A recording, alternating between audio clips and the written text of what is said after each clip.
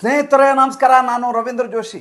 ಅಯೋಧ್ಯೆಯಲ್ಲಿ ಶ್ರೀರಾಮಚಂದ್ರನ ಪ್ರಾಣ ಪ್ರತಿಷ್ಠೆ ಆಗ್ತಿರುವಂಥ ಸಂದರ್ಭದಲ್ಲಿ ಅದನ್ನು ವಿರೋಧಿಸಿ ಮುಸಲ್ಮಾನರಿಗೆ ನೋವಾಗುತ್ತಿರುವುದರಿಂದಾಗಿ ಸಹಾನುಭೂತಿ ವ್ಯಕ್ತಪಡಿಸಿ ನಾನು 3 ದಿನಗಳ ಉಪವಾಸ ವ್ರತವನ್ನು ಕೈಗೊಳ್ಳುತ್ತೇನೆ ಹಾಗಂತ ಒಬ್ಬ ಯುವತಿ ಫೇಸ್ಬುಕ್ ಪೇಜ್ನಲ್ಲಿ ಪೋಸ್ಟ್ ಮಾಡುತ್ತಾರೆ, ವಿಡಿಯೋ ಹಾಕುತ್ತಾರೆ.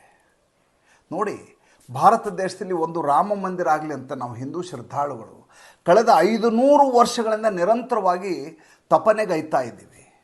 ಅದಕ್ಕಾಗಿ 10 ಬಲಿದಾನಗಳಾಗಿದ್ದಾವೆ, ಎಷ್ಟೋ ತ್ಯಾಗಗಳಾಗಿದ್ದಾವೆ, ನಿರಂತರ ಹೋರಾಟ ನಡೆದಿದೆ. ಕೊನೆಗೆ ಕಾನೂನುಬದ್ಧವಾಗಿ ಸುಪ್ರೀಂ ಕೋರ್ಟಿನ ಸಂವಿಧಾನ ಪೀಠದಲ್ಲಿ ತೀರ್ಪನ್ನು ಪಡೆದ ಮೇಲೆ ಕಟ್ಟಿದಂಥ ದೇವಸ್ಥಾನವನ್ನು ವಿರೋಧಿಸಿ ಇದೇ ದೇಶದ ಹಿಂದೂ ಒಬ್ಬಳು ಈ ರೀತಿಯಾದಂಥ ಮುಸಲ್ಮಾನರನ್ನು ತುಷ್ಟೀಕರಿಸುವ ಮತ್ತು ಅವರ ಬಗ್ಗೆ ಸಹಾನುಭೂತಿ ವ್ಯಕ್ತಪಡಿಸ್ತಾ ಉಪವಾಸ ಮಾಡಿದ್ರಂತೆ ಜನವರಿ 20ರಿಂದ 22ರವರೆಗೆ.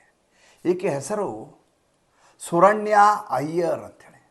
ಈಕೆ ಯಾರು ಅಂತ ಕೇಳಬೇಕು, ಆವಾಗ ನಿಮಗೆ ನಿಜವಾದ ಇಂಟ್ರೆಸ್ಟ್ ಬರೋದು ಆವಾಗ. ಈ ಸುರಣ್ಯಾ ಅಯ್ಯರ್ ಬೇರೆ ಯಾರೂ ಅಲ್ಲ, ಈಕೆ ಮಣಿಶಂಕರ್ ಅಯ್ಯರ್ ಎನ್ನುವಂಥ ಉಪದ್ವ್ಯಾಪಿಯ ಮಗಳು. ಮಣಿಶಂಕರ್ ಅಯ್ಯರ್ ಅಂದರೆ ನಿಮ್ಗೆ ಯಾರು ಅಂತ ಗೊತ್ತು. 2013ರಲ್ಲಿ ನರೇಂದ್ರ ಮೋದಿ ಪ್ರಧಾನಮಂತ್ರಿ ಆಗ್ತಾರೆ, ಅವ್ರನ್ನ ಕ್ಯಾಂಡಿಡೇಟ್ ಅಂತ ಪರಿಗಣಿಸಿದ ಸಂದರ್ಭದಲ್ಲಿ, ಪ್ರಧಾನಮಂತ್ರಿ ಅಭ್ಯರ್ಥಿ ಅಂತ ಪರಿಗಣಿಸಿದ ಸಂದರ್ಭದಲ್ಲಿ ಈತ ಪ್ರಧಾನಮಂತ್ರಿ ಅಲ್ಲ, ಈತ ನಮ್ಮ ಕಾಂಗ್ರೆಸ್ ಕಚೇರಿಯಲ್ಲಿ ಚಾಯ್ ಮಾರ್ಕೊಂಡಿರಬೇಕಾದಂಥ ಮನುಷ್ಯ, ಬೇಕಾದ್ರೆ ಚಾಯ್ ಮಾರ್ಕೊಂಡಿರಲಿ, ಈತ ಪ್ರಧಾನಮಂತ್ರಿ ಅನುಕರಿಸುವ ಅಗತ್ಯ ಇಲ್ಲ ಅನ್ನುವಂಥ ಮಾತನ್ನು ಈತ ಮೊದಲೇ ಬಾರಿಗೆ ಹೇಳಿದರು. ಮಣಿಶಂಕರ್ ಅಯ್ಯರ್ ಪಾಕಿಸ್ತಾನದಲ್ಲಿ ಕೂತ್ಕೊಂಡು ಭಾರತದಲ್ಲಿ ಪ್ರಧಾನಮಂತ್ರಿ ಸ್ಥಾನದಲ್ಲಿರುವಂಥ ನರೇಂದ್ರ ಮೋದಿ ಅವರನ್ನು ಕೆಳಗಿಳಿಸಲಿಕ್ಕೆ ನೀವು ಸಹಾಯ ಮಾಡಬೇಕು ಅಂತ ಇದೇ ಮಣಿಶಂಕರ್ ಅಯ್ಯರ್ ಹೇಳಿದರು. ಇದೇ ಮಣಿಶಂಕರ್ ಅಯ್ಯರ್ ಇತ್ತೀಚೆಗೆ ನರೇಂದ್ರ ಮೋದಿ ಅವರನ್ನ ನೀಚ ಅಂತ ಕರೆದು ಇನ್ನೆಲ್ಲದ ಹಾಗೆ ಅವಹೇಳನವನ್ನು ಅನುಭವಿಸಿದ್ದರು. ಇದೇ ಮಣಿಶಂಕರ್ ಅಯ್ಯರ್ ನಿರಂತರವಾಗಿ ಉಪದ್ವ್ಯಾಪವನ್ನು ಮಾಡ್ತಾ ಅದು ಒಂದೇ ಕಾರಣಕ್ಕೆ ಎಲ್ಲ ರೀತಿಯ ಸೌಲಭ್ಯಗಳನ್ನು, ಎಲ್ಲ ರೀತಿಯ ಅನುಕೂಲಗಳನ್ನು ಕಾಂಗ್ರೆಸ್ನಿಂದ ಪಡಿತಾ ಇದ್ದಂಥವ್ರು. ರಾಜೀವ್ ಗಾಂಧಿಯ ಅತ್ಯಾಪ್ತ ವ್ಯಕ್ತಿ, ವಿದೇಶಾಂಗ ವ್ಯವಹಾರದಲ್ಲಿದ್ದವರು, ಜೊತೆಗೆ ಪ್ರಧಾನಮಂತ್ರಿಯ ಕಾರ್ಯಾಲಯದಲ್ಲಿ ದಶಕದ ಕಾಲ ಇದ್ದಂಥ ಮನುಷ್ಯ. ಈತನಿಗೆ ಎಲ್ಲಿ, ಹೇಗೆ, ಯಾಕೆ ಮಾತನಾಡಬೇಕು ಅನ್ನೋದರ ಪರಿಜ್ಞಾನವೇ ಇರೋದಿಲ್ಲ. ಉಪದ್ವ್ಯಾಪ ಮಾಡ್ತಾರೆ, ದೇಶ ವಿರೋಧಿ ಹೇಳಿಕೆಗಳನ್ನು ಕೊಡ್ತಾರೆ, ಈ ದೇಶದ ಭದ್ರತೆಗೆ ಸಂಚಕಾರವನ್ನು ಉಂಟು ಮಾಡ್ತಾರೆ. ಆತನ ಮಗಳು ಇಂಥದೊಂದು ಕುಯುಕ್ತಿಯನ್ನು ಮಾಡಿದರೆ, ಇಂಥದೊಂದು ಕೆಲಸವನ್ನು ಮಾಡಿದ್ದಾರೆ. ಹಾಗಾದರೆ ಏನಾಯಿತು? ಈಕೆ ಇರುವ ಏರಿಯಾ ಯಾವುದು ಅಂತ ಮೊದಲು ಹೇಳಿಬಿಟ್ಟು, ಈಕೆ ಇರುವ ಏರಿಯಾ, ಈತ ಮಣಿಶಂಕರ್ ಅಯ್ಯರ್ ಮತ್ತು ಈಕೆ ಒಟ್ಟಿಗೆ ಒಂದೇ ಮನೆಯಲ್ಲಿರೋದು. ಆ ಏರಿಯಾದ ಹೆಸರು ಜಂಗ್ಪುರ ಅಂತ, ದಿಲ್ಲಿಯಲ್ಲಿ ಜಂಗ್ಪುರ ಏರಿಯಾದಲ್ಲಿ ಎಕ್ಸ್ಟೆನ್ಷನ್ನಲ್ಲಿ ಇವರು ಇರೋದು. ಈ ಜಂಗ್ಪುರ ಏರಿಯಾ ಏನಿದ್ರ ವಿಶೇಷತೆ? ಜಂಗ್ಪುರ ಏರಿಯಾನ ಯಾವಾಗ ಎಕ್ಸ್ಟೆನ್ಷನ್ ಆಯಿತು ದಿಲ್ಲಿನಲ್ಲಿ ಅಂದರೆ, ಯಾವಾಗ ಭಾರತ ಮತ್ತು ಪಾಕಿಸ್ತಾನ ವಿಭಜನೆ ಆದಾಗ ಹಿಂದೂಗಳ ಮೇಲೆ ಮಾರಣಾಂತಿಕವಾಗಿ ಹಲ್ಲೆಯನ್ನು ಅಲ್ಲಿ ಮುಸಲ್ಮಾನರು ಮಾಡಿದರು ಗಡಿಯಲ್ಲಿ. ಆವಾಗ ಅಲ್ಲಿಂದ ವಲಸೆ ಬಂದಂಥವ್ರು ಯಾರಿದ್ದಾರೆ, ಹಿಂದೂಗಳು, ಅವ್ರಿಗಾಗಿ ನಿರ್ಮಾಣಗೊಂಡಂಥ ಬಡಾವಣೆ ಇದು. ಅಂದರೆ ಪಕ್ಕಾ ಹಿಂದೂಗಳಿರುವಂಥದ್ದು, ಪಕ್ಕಾ ರಾಮನ ಶ್ರದ್ಧಾಳುಗಳಿರುವಂಥ ಜಾಗ. ರಾಷ್ಟ್ರೀಯತೆಗಾಗಿ ಪಾಕಿಸ್ತಾನವನ್ನು ತೊರೆದು ಭಾರತಕ್ಕೆ ಬಂದಂಥ ರಾಷ್ಟ್ರಭಕ್ತರು, ಸ್ವಾಭಿಮಾನಿಗಳಿರುವ ಜಾಗದಲ್ಲಿ ಈ ಮಣಿಶಂಕರ್ ಅಯ್ಯರ್ ಮನೆ ಮಾಡ್ಕೊಂಡಿದ್ದಾರೆ. ಯಾವಾಗ ಇಂಥದ್ದೊಂದು ಪೋಸ್ಟ್ ಇವ್ರು ಹಾಕ್ತಾರೆ, ಅದು ನ್ಯಾಷನಲ್ ವೈಡ್ ವೈರಲ್ ಆಗಿಬಿಡುತ್ತೆ.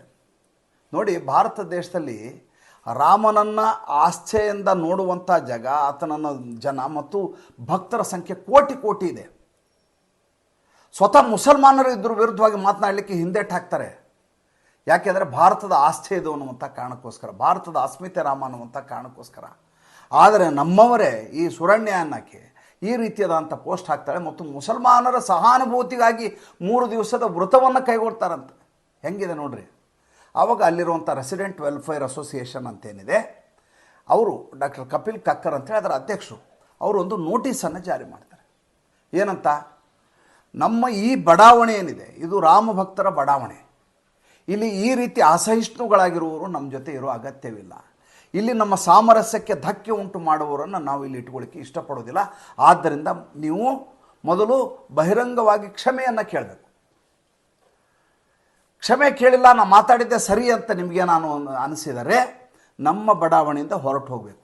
ನಿಮ್ಮ ಮಾತಿಗೆ ಎಲ್ಲಿ ಬೆಲೆ ಬರುತ್ತೋ, ಎಲ್ಲಿ ನಿಮ್ಮ ಈ ಅಸಹಿಷ್ಣುತೆ ಇದೆಯಲ್ಲ ಅದನ್ನು ಸಹಿಸುವಂಥ ಜನ ಇದ್ದರೂ ಆ ಬಡಾವಣೆಗೆ ನೀವು ಹೋಗ್ಬೋದು ಅನ್ನುವಂಥ ಸ್ಪಷ್ಟವಾದಂಥ ಸೂಚನೆ ಇರುವಂಥ ನೋಟಿಸನ್ನು ಜಾರಿ ಮಾಡಿದ್ದಾರೆ. ಜೊತೆಗೆ ಮಣಿಶಂಕರ್ ಅಯ್ಯರ್ಗೂ ಒಂದು ನೋಟಿಸ್ ಹೋಗಿದೆ. ನೀವು ಮಣಿಶಂಕರ್ ಅಯ್ಯರವರು ಬಹಳ ಪ್ರಭಾವಿ ವ್ಯಕ್ತಿಯಾಗಿದ್ದುವಂಥವರು, ಕಾಂಗ್ರೆಸ್ನಲ್ಲಿ ಭಾಳ ಉನ್ನತ ಹುದ್ದೆಯನ್ನು ಅಲಂಕರಿಸಿದವರು, ಕೇಂದ್ರ ಸಚಿವರಾಗಿದ್ದಂಥವರು. ನೀವು ನಿಮ್ಮ ಮಗಳ ಮಾತನ್ನು ವಿರೋಧಿಸಬೇಕು, ಅದರ ವಿರುದ್ಧ ಪ್ರತಿಭಟನೆ ಮಾಡಬೇಕು ಮತ್ತು ಕ್ಷಮೆಯನ್ನು ಕೇಳಬೇಕು ಅಂತ ಅವ್ರು ಹೇಳಿದ್ದಾರೆ. ಇಬ್ಬರು ಬಾಯಿ ಮುಚ್ಕೊಂಡು ಸುಮ್ಮನಿದ್ದಾರೆ. ಆದರೆ ಈ ಅಸೋಸಿಯೇಷನ್ ಇದೆಯಲ್ಲ, RWA ಅಂತ, resident welfare association of this Jangpura ಅಂತ ಏನಿದೆಯಲ್ಲ, ಅವರು ಎಷ್ಟು ಕಟುವಾಗಿದ್ದಾರೆ ಈ ಬಾರಿ, ಎಷ್ಟು ಕಠೋರವಾಗಿ ತೀರ್ಮಾನ ಕೈಗೊಂಡಿದ್ದಾರೆ ಅಂದರೆ, ಏಕೆಂದರೆ ಇಡೀ ಬಡಾವಣೆ ಒಂದು ವಾರದ ಕಾಲ, ಒಂದು ಸಪ್ತಾಹ, ರಾಮ ಸಪ್ತಾಹ ಮಾಡಿದಂಥ ಜನ, ಹಬ್ಬವನ್ನು ಆಚರಿಸಿದಂಥ ಜನ, ಪಾನಕ ಕೋಸಂಬರಿಗಳನ್ನು ಹಂಚಿದಂಥ ಜನ, ಅಲ್ಲಿ ದಾಸೋಹವನ್ನು ನಡೆಸಿದಂಥ ಜನ, ಯಾವಾಗ ಜನವರಿ 22ಕ್ಕೆ ಅಲ್ಲಿ ಇದೆ ಪ್ರಾಣ ಪ್ರತಿಷ್ಠಾ ಆಯಿತು ಅಲ್ಲ, ಆ ಸಂದರ್ಭದಲ್ಲಿ ದೊಡ್ಡ ಹಬ್ಬವನ್ನು ಆಚರಿಸಿದ ಜನ, ಅಲ್ಲಿ ಇಂಥ ಹುಳುಗಳಿರಬಾರ್ದು ಇದರ ಮಧ್ಯೆ ಅನ್ನೋದು ಅವರ ಉದ್ದೇಶ.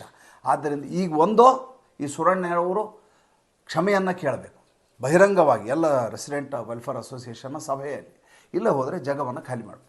ಏನು ಮಾಡ್ತಾರೆ ಕಾದು ನೋಡೋಣ. ಒಂದಿದೆ, ಎಲ್ಲದಕ್ಕೂ ಕೋರ್ಟ್ಗೆ ಹೋಗುವಂಥ ಸಂಪ್ರದಾಯ ನಮ್ಮ ದೇಶದಲ್ಲಿ ತುಂಬ ಇದೆ. ಆದರೆ ಸುಪ್ರೀಂ ಕೋರ್ಟ್ ಸ್ಪಷ್ಟವಾಗಿ ಹೇಳಿದೆ, ಎಲ್ಲವನ್ನೂ ನೀವು ಅಭಿವ್ಯಕ್ತಿ ಸ್ವಾತಂತ್ರ್ಯ ಅಂತ ಪರಿಭಾವಿಸಬಾರದು, ಅದು ಅಬ್ಸಲ್ಯೂಟ್ ಅಲ್ಲ, ನಿಬಂಧನೆಗೆ ಒಳಪಟ್ಟು ಅಭಿವ್ಯಕ್ತಿ ಸ್ವಾತಂತ್ರ್ಯ ಇದೆ ಅಂತ ಸ್ವತಃ ಸುಪ್ರೀಂ ಕೋರ್ಟ್ ಹೇಳಿದೆ. ಆದ್ದರಿಂದ ಈಕೆ ಕೋರ್ಟ್ಗೆ ಹೋದರೂ ಕೂಡ ಅದು ಯಾವುದೇ ರೀತಿಯ ಸ್ಟ್ಯಾಂಡ್ ಆಗುವ ಸಾಧ್ಯತೆ ಕಡಿಮೆ ಅಂತ ಅನಿಸುತ್ತೆ. ನೋಡೋಣ ಏನಾಗುತ್ತೆ, ಕಾದು ನೋಡೋಣ. ಸಂಚಿಕೆ ಇಷ್ಟ ಇದ್ದರೆ ಲೈಕ್ ಮಾಡಿ, ಫಾಲೋ ಮಾಡಿ, ಶೇರ್ ಮಾಡಿ. ನಮ್ಮ ಮುಕ್ತ ಪತ್ರಿಕೋದ್ಯಮಕ್ಕೆ ದಯವಿಟ್ಟು ಆರ್ಥಿಕವಾಗಿ ಬೆಂಗಾವಲಾಗಿ. ನಮಸ್ಕಾರ.